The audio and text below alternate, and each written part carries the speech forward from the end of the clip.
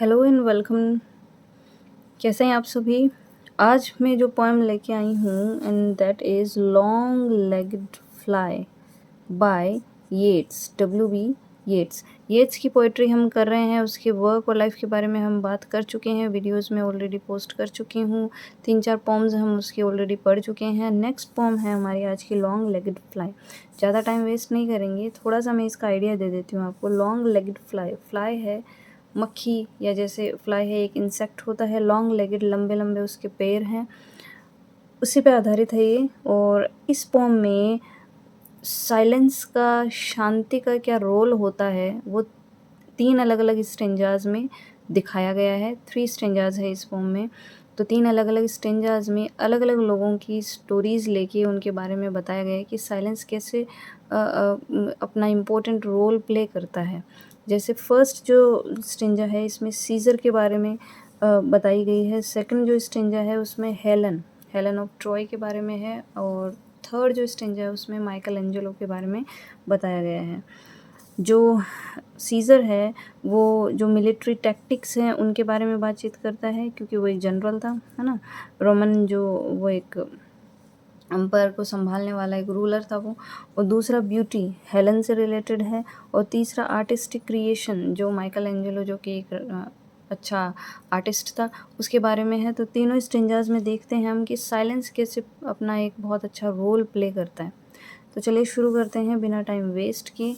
That civilisation may not sink, its great battle lost, quiet the dog, tether the pony to a distant post.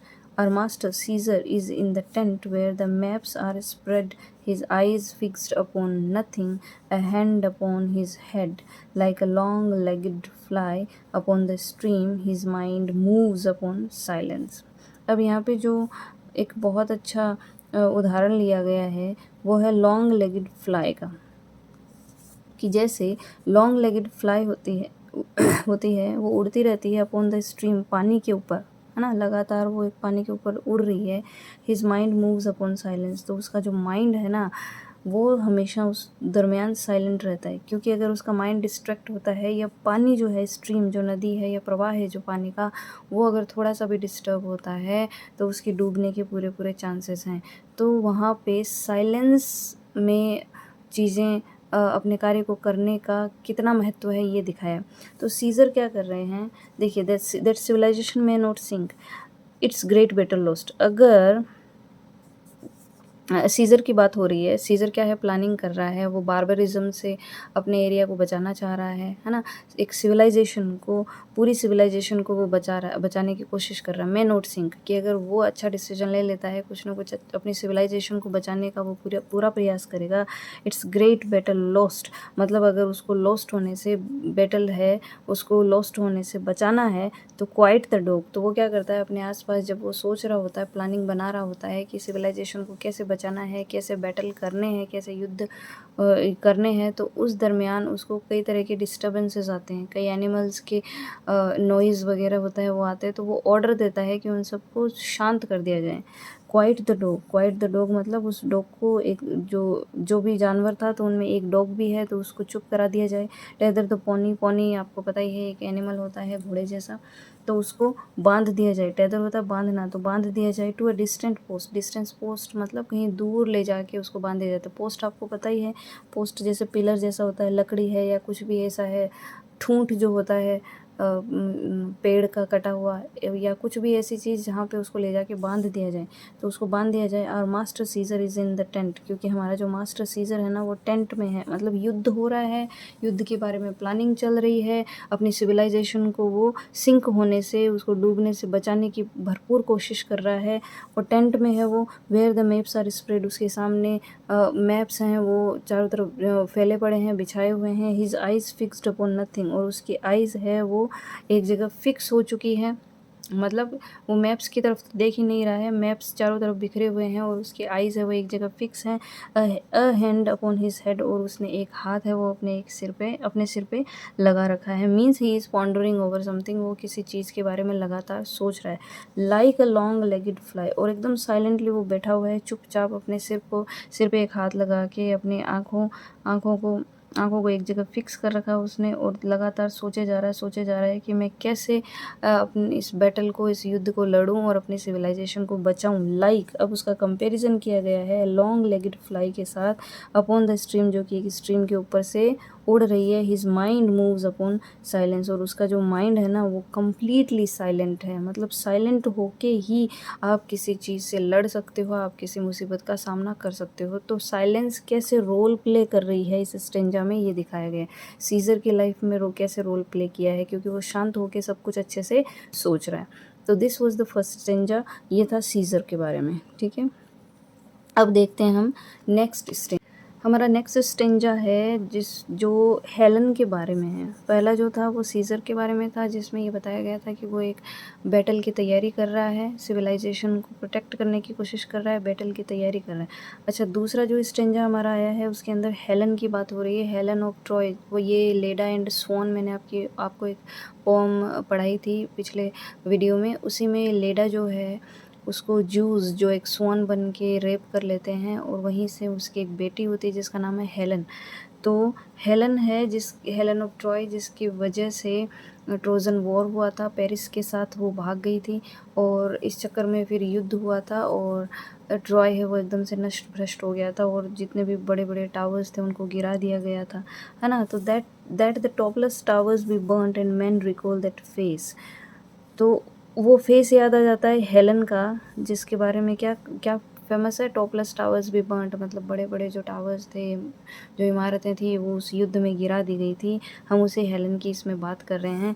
Move most gently, move you must in this lonely place, she thinks, part woman, 3 parts a child, that nobody looks her feet, practice a tinker shuffle picked up on the street. तो अब हो क्या रहा है कि Helen बड़ी हो रही है, ठीक है, हेलन बड़ी हो रही है और and she is cultivating her natural grace and beauty. और जैसे जैसे बड़ी हो रही है, होता है सबकी अपनी अपनी सोसाइटीज़ में नेचुरली कि अगर आपको बड़ा होना है तो आपको ग्रेसफुल होना पड़ेगा, आपको ब्यूटीफुल होना पड़ेगा। तो वो धीरे धीरे इन सबको कल्टीवेट कर रही थी और डांस वगैरह वो सीख रही है इसके लिए, ठीक है। वो अपने चार्म को डेवलप अच्छे से कर रही है, अपनी ब्यूटी को अच्छे से डेवलप कर रही है and she is learning dance. तो मूव मोस्ट जेंटली, तो कहा जा रहा है कि अगर वो डांस वगैरह सीख रही है तो वो जेंटली मूव करो, है ना। Move most gently, move you must, कि अगर मूव करना या मीन्स डांस में जो मूव्स हैं उनको सीखना है तो साइलेंटली और जेंटली करिए इन दिस लोनली प्लेस। वो अकेली है एकदम और सीख रही है तो जेंटली मूव कर रही है। She thinks, part woman, 3 parts a child, और वो अभी भी पूरी उसमें वुमनलीनेस नहीं है, वो पूरी वुमन नहीं बनी है, अभी भी वो एक चाइल्ड है। 3 parts चाइल्ड है, मतलब तीन हिस्से उसके चाइल्ड के ही हैं, मतलब अभी भी वो ज़्यादातर जो उसका जो उसमें बचपना है, चाइल्डिशनेस है उसमें अभी भी। वुमन अभी वो पूरी बनी नहीं है, जस्ट अ पार्ट, है ना, एक ही पार्ट है उसमें वुमन का, कि वो उसको लग रहा है कि अब वो धीरे धीरे बड़ी हो रही है। That nobody looks, she thinks that nobody looks, उसको लगता है कि उसको डांस सीखते हुए, ग्रेसफुल होते हुए, उसकी ब्यूटी जो एनहेंस हो रही है, धीरे धीरे वो ब्यूटीफुल हो रही है, उसको कोई नहीं देख रहा है। हर फीट प्रैक्टिस अ टिंकर शफल, और उसके जो पैर हैं वो डांस, ये tinker shuffle is a dance, तो वो डांस है उसकी प्रैक्टिस कर रही है। उसको लगता है कि उसको कोई नहीं देख रहा है। Picked up on the street, लेकिन उसको स्ट्रीट, मतलब जहाँ पे वो प्रैक्टिस कर रही है उसके आसपास जो स्ट्रीट है, उस स्ट्रीट में उसकी जो पाँव की जो थिरकन है जो उसको सुना जा रहा है, वो बाहर भी सुनाई दे रही है, लेकिन उसको ये लगता है कि वो साइलेंटली एकदम प्रैक्टिस कर रही है, जेंटली वो मूव कर रही है। कैसे? Like a long legged fly upon the stream, एकदम साइलेंटली वो इन चीज़ों से अनभिज्ञ होके प्रैक्टिस कर रही है और उसको लग रहा है कि उसको कोई नहीं सुन रहा है, उसको कोई महसूस नहीं कर पा रहा है, उसके पाँव की आवाज़ को कोई नहीं सुन रहा है। Like a long legged fly, जैसे कि एक लॉन्ग लेग्ड फ्लाई है अपॉन द स्ट्रीम, जो नदी के ऊपर उड़ रही है। Her mind moves upon silence, और उसका माइंड है वो एकदम साइलेंटली उड़ रहा है, डिस्ट्रैक्टेड नहीं है। इसी तरीके से हेलन जो है इस युद्ध से पहले एक एक जो वुमनलीनेस है उसकी तरफ आ रही है, वो उसमें अभी भी चाइल्डिशनेस है, धीरे धीरे वो वुमन बन रही है। उस ग्रोथ के लिए वो उस ग्रोथ की तरफ वो बढ़ रही है और वो ग्रेसफुल और ब्यूटीफुल हो रही है और डांस वगैरह सीख रही है और साइलेंटली ये सब काम कर रही है। मतलब यहाँ भी एक सिविलाइजेशन ख़त्म हो जाती है, है ना। मतलब साइलेंटली ये चीज़ें हो रही हैं, लेकिन बाद में वो वही हेलन जब एक पूरी वुमन बन जाती है, एक औरत बन जाती है, तो वो एक युद्ध का कारण बनती है। द नेक्स्ट स्टेंजा देखते हैं। That girls at puberty may find the first Adam in their thought, shut the door of the Pope's chapel, keep those children out. There on that scaffolding reclines Michelangelo, with no more sound than the mice make his hand moves to and fro. अब यहाँ Michael Angelo means जो एक artist है, तो art के बारे में है कि आर्ट को अगर आप बना रहे हैं तब भी आपको साइलेंस उतनी ही चाहिए। तो वो कोई एक एडम है, एडम की कुछ पेंटिंग जैसा कुछ बना रहे हैं। तो क्या हो रहा है, दैट गर्ल्स एट प्यूबर्टी में find the first Adam in their thought. वो माइकल एंजेलो जो है, एंजेलो जो है एडम की ही पेंटिंग बना रहे हैं, है ना, आर्ट बना रहे हैं उसी की। तो जो गर्ल्स एट प्यूबर्टी है, जो अभी अभी मेच्योर हुई है गर्ल्स, वो उन पेंटिंग्स को देख के उनके दिमाग में एडम के बारे में फ़र्स्ट थॉट्स आ सकते हैं, क्योंकि प्यूबर्टी उनकी एज है, मेच्योरिटी है, जब ऐसी एज है एडल्टहुड, जब आप सेक्सुअलिटी थोड़ा सा आ जाती है बच्चों में या बॉयज़ और गर्ल्स में। तो at the girls at puberty कि मेच्योरिटी के समय या एडल्टहुड के समय जो भी एडम की जो पेंटिंग है उसको देखेंगे तो उनके दिमाग में खुद के एडम के कुछ थॉट्स आ सकते हैं, है ना। Shut the door of the pope's chapel, फिर ऑर्डर आता है, चैपल है पॉप का यहाँ पे, वहाँ पे वो पेंटिंग कर रहा है, अपनी आर्ट को बना रहा है। वहाँ की सीलिंग, एक चैपल है, चैपल की सीलिंग पे वो पेंटिंग बना रहे हैं। कौन? Michael Angelo. तो ऑर्डर आ रहा है वहाँ से कि शट द डोर, की दरवाजे बंद कर दिए जाएँ, कीप दोज चिल्ड्रन आउट, और जो भी बच्चे हैं उनको वहाँ से निकालिए, क्योंकि उनका जो शोर है वो माइकल एंजेलो को उस आर्ट को बनाने में डिस्टर्ब कर रहा है, तो उसको साइलेंस चाहिए।